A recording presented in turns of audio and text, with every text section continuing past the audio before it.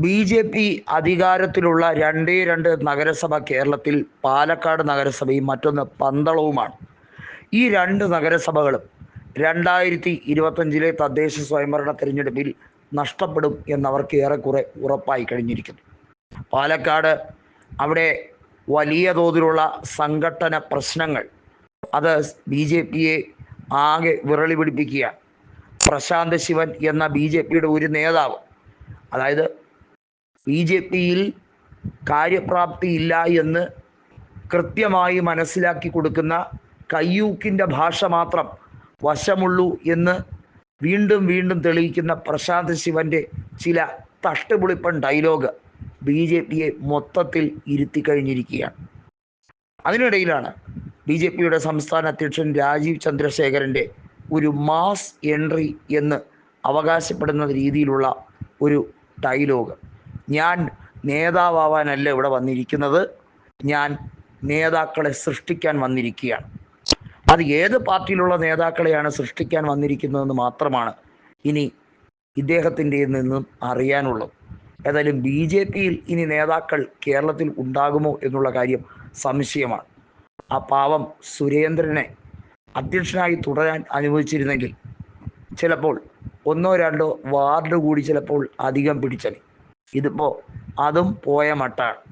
തിരുവനന്തപുരവും തൃശ്ശൂരുമാണ് രാജീവ് ചന്ദ്രശേഖരൻ്റെ ഏറ്റവും വലിയ ടാസ്ക്. അതായത് തിരുവനന്തപുരം കോർപ്പറേഷനിലും തൃശ്ശൂർ കോർപ്പറേഷനിലും ഭരണം ഉറപ്പിക്കാൻ വേണ്ടിയാണ് ഇപ്പോൾ രാജീവ് ചന്ദ്രശേഖരൻ ശ്രമിക്കുന്നത്. തിരുവനന്തപുരം കോർപ്പറേഷനിൽ BJPയാണ് പ്രതിപക്ഷത്തുള്ളത്. 35-ൽ കൂടുതൽ സീറ്റുകളുമുണ്ട്.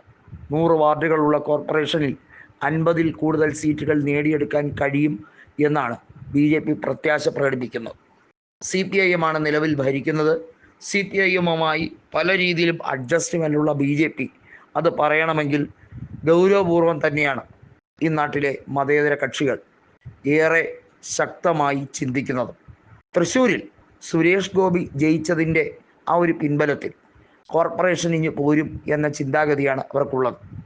VM സുധീരൻ കൃത്യമായി പറഞ്ഞു, TN പ്രതാപനെ മത്സരരംഗത്തു നിന്നും മാറ്റിയത് അവസാന ഘട്ടത്തിൽ കോൺഗ്രസിന് തിരിച്ചടിയായി എന്നുള്ളത്.